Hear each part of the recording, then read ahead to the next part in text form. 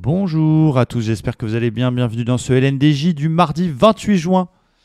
Les marchés qui sont en pause hier, qui ont vraiment été tristes, atones, comme on dit du côté du Dow Jones, qui est resté toute la journée dans son OPR, comme vous allez le voir.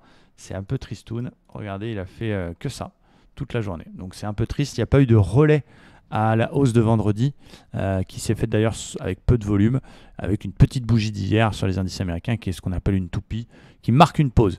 On est toujours cependant dans ce rebond technique, même s'il faut faire attention, et la tendance elle reste baissière, tendance majeure.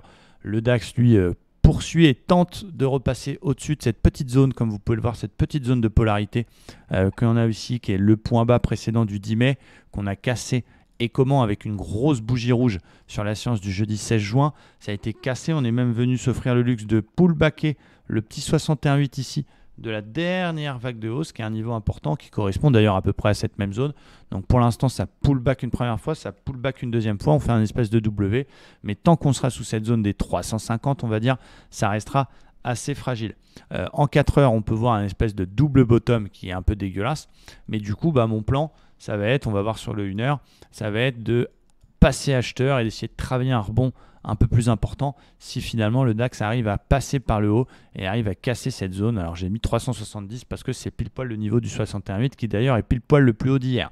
Donc au-dessus de 370, j'achète, je tente des achats. Alors ça ne veut pas dire que je vais acheter pile poil, mais on achètera sur des setups bien précis. Ça peut être un petit repli pullback avec une bulle haussière, ça peut être une cassure d'OPR par le haut, ça peut être ce genre de choses, mais en tout cas on cherchera des achats pour aller travailler au moins le comblement du gap qu'on a ici à 750, voire un petit excès jusqu'à 880, qui est l'objectif de ce double bottom un peu merguezé qu'on voit en 4 heures. Cette zone reste une zone pour l'instant qui ne passe pas, ça reste une zone qu'on appelle une zone de résistance. Donc tant qu'on est en dessous, il faut faire attention.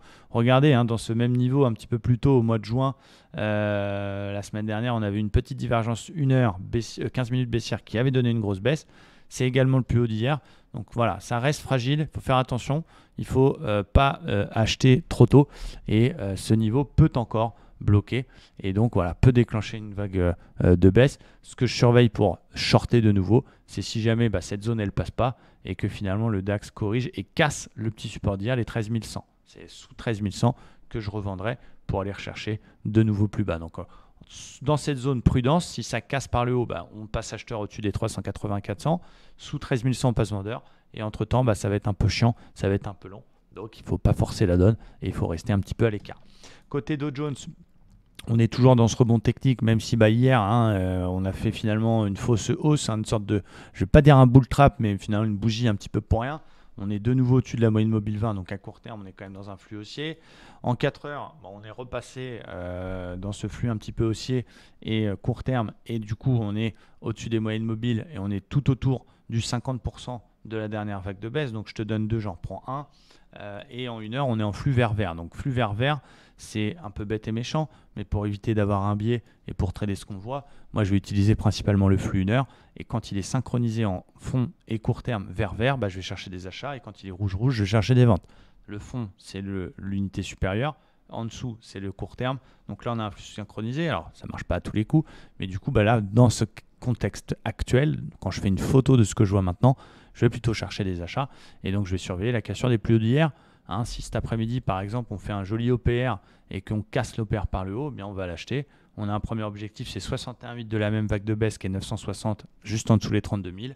Et puis, si ça casse ça, on aura la zone de l'ancien range, rappelez-vous, de début juin, 32 600, qui nous attire. Pas de short pour l'instant parce que pas de signal de retournement court terme, parce que flux haussier. On verra si jamais finalement ça pète. On est dans une sorte de petit range au sommet de ce rebond. Si ça passe pas et qu'on casse par le bas la moyenne mobile 50, les 31 300, on verra pour changer de fusil d'épaule et changer de biais. Voilà pour mon petit point. J'espère que ça vous aide beaucoup. Merci à tous de regarder nos LNDJ et très bonne journée de trading. Ciao!